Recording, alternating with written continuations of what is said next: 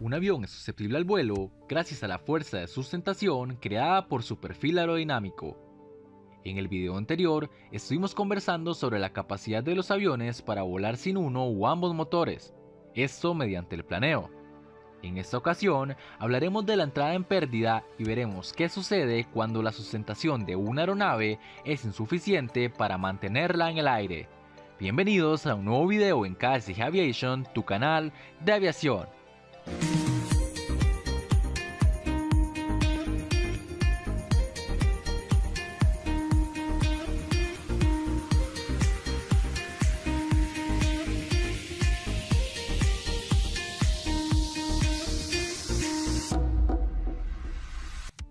Un stall o entrada en pérdida es un efecto aerodinámico producido por la incapacidad del ala de seguir produciendo sustentación. Esto generalmente sucede cuando el ángulo de ataque, que es el ángulo formado entre la cuerda del ala y el viento relativo, es excedido a tal grado que el flujo de aire laminar que corre sobre la superficie alar se separa en una corriente de aire turbulento. A este ángulo de ataque se le conoce como ángulo de ataque crítico. Posterior a este ángulo, la sustentación se disminuye y la resistencia aumenta dramáticamente, al punto en el que se le imposibilita a la aeronave el crear la sustentación suficiente y por ende se convierte en un objeto pesado que iniciará a precipitarse a tierra.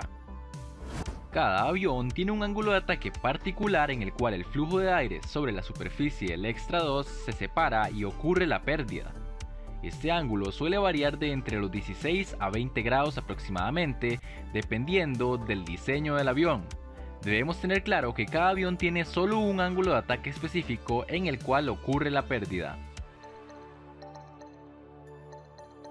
Es importante recalcar que la velocidad de pérdida de cada avión no es un valor fijo para todas las situaciones de vuelo.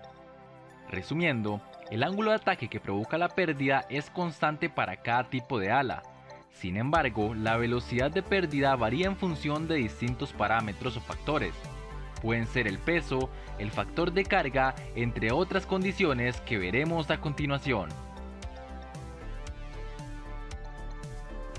Si el peso de la aeronave es mayor, la entrada en pérdida se producirá antes, pues antes se dará el déficit de sustentación.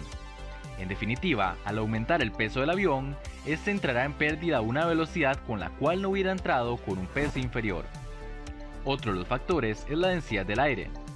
Si el aire es menos denso, se produce menor sustentación y por tanto se entra antes en pérdida. Por la misma razón, cuanto mayor sea la altura, es decir, a una menor densidad de aire, mucho antes se entrará en pérdida.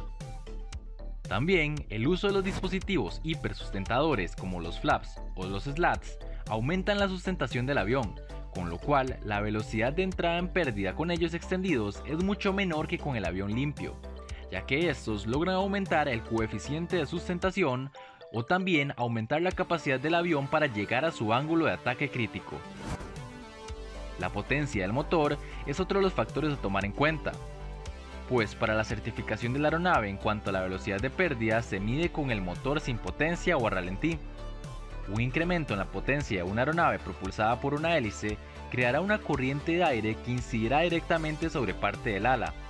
Este hecho retrasa la separación del flujo de la corriente sobre la parte superior del perfil aerodinámico, aumentando así la sustentación disponible para un ángulo de ataque específico, permitiendo volar a una velocidad inferior.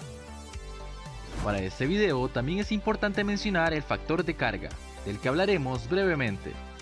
Este se define como la razón existente entre la fuerza de sustentación que se produce en una aeronave en vuelo y el peso de esta.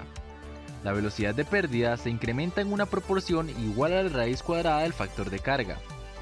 Por ejemplo, sabemos que en un giro de 60 grados, el factor de carga del avión se duplica 2 gravedades.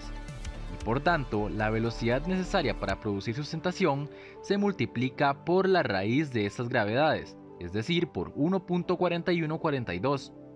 Si en un vuelo normal el avión entra a pérdida de 55 nudos, en un banqueo de 60 grados, el avión entraría en pérdida a 78 nudos. Hay 3 situaciones de vuelo en la cual excederse el ángulo de ataque crítico es más frecuente. La primera, cuando se vuela a baja velocidad, por ejemplo en un despegue o en un aterrizaje, o cuando se practica un vuelo lento.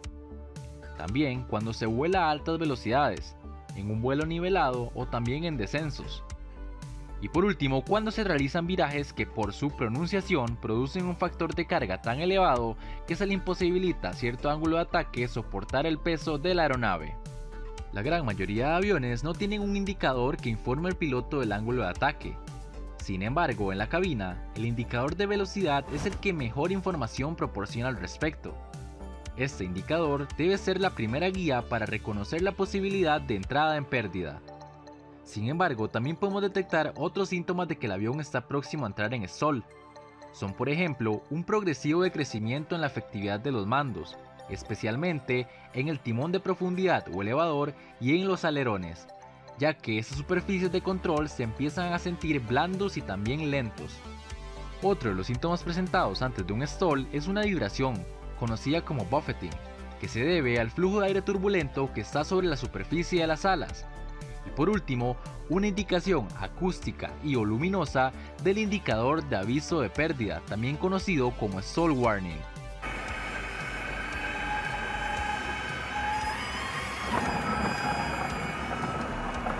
Todos estos indicios se producen antes de la entrada efectiva en pérdida.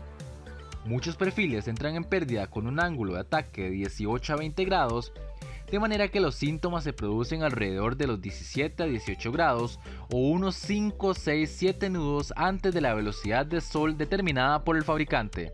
Espero que haya quedado claro qué es una entrada en pérdida o stall. Si fue así, espero tus comentarios al respecto. Gracias por ver un video más en KSG Aviation, tu canal de aviación. No se olviden dejar su like, comentar, compartir y suscribirse y nos vemos hasta la próxima. Adiós.